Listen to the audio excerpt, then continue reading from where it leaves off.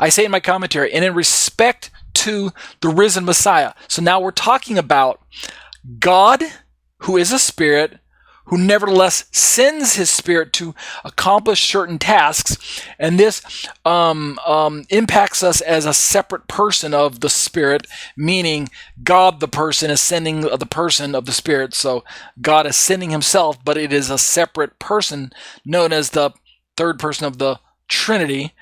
And yet at the same time, there are certain passages that we're going to read where the Holy Spirit is equated as the Spirit of Messiah. How does that work out?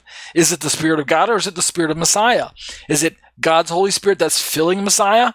Is it the Messiah's own Spirit that's within us? There are places in the Apostolic Scriptures in Romans where Paul talks about the Spirit of God and the Spirit of Messiah and the Holy Spirit, and he just overlaps these identities to give us the conclusion that we're talking about one entity known as a Spirit, yet in the mystery of it all, it is God the Spirit, it is Christ the Spirit, and it is the Holy Spirit.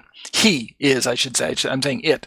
All right, so in my commentary, I say, in respect to the risen Messiah, the Bible also effortlessly overlaps the Spirit of God with the Spirit of Christ in some references. And I say in my commentary, I mean, admittedly, in order for the Spirit of an eternal God, such as the Father, viz., his eternal Holy Spirit, to be equated with, for example, the Spirit of his Son. So we have this overlap. Follow with me, okay? Just don't get lost yet.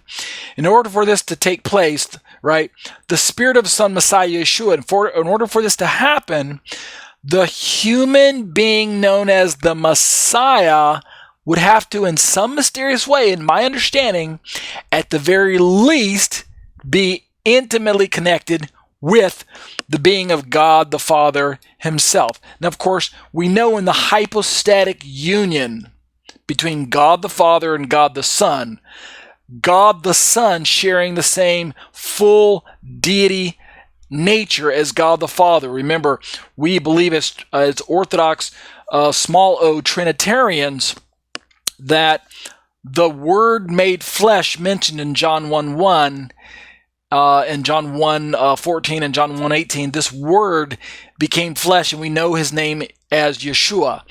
The incarnation allows for us to believe and teach a biblical principle that's difficult to articulate, but nevertheless we affirm it, that Jesus is full deity, and yet at the same time he's fully humanity. He's truly deity and he's truly human.